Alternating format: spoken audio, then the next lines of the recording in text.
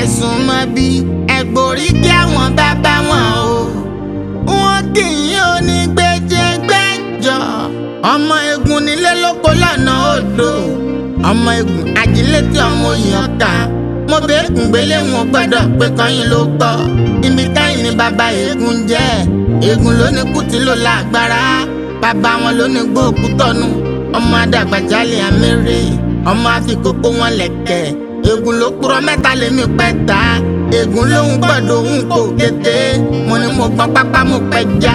Ẹ ò mọ̀ pé rọ́ ìgúnpá ò tó tèmi ni. Mo ní mo dá ayé tán kí n tó lápá. Mo ní mo dàgbà tán kí n tó lẹ́ràn lẹ́yìn ọrùn. Ọmọ onígi mẹ́ta ọ̀nà egun. Ìkà ń ṣòwò, ìkà ń ṣoyún. Ìkà tó kù ní sálárì bàbá sọ. Bóun ni wọ́n ń kí wọn nílé bàbá tó bí yín lọ́mọ o. Ayọ̀ ní kò jẹ́ tẹ̀yìn o. Ọlọ́run ayọ̀ kó máa yọ àwa kún.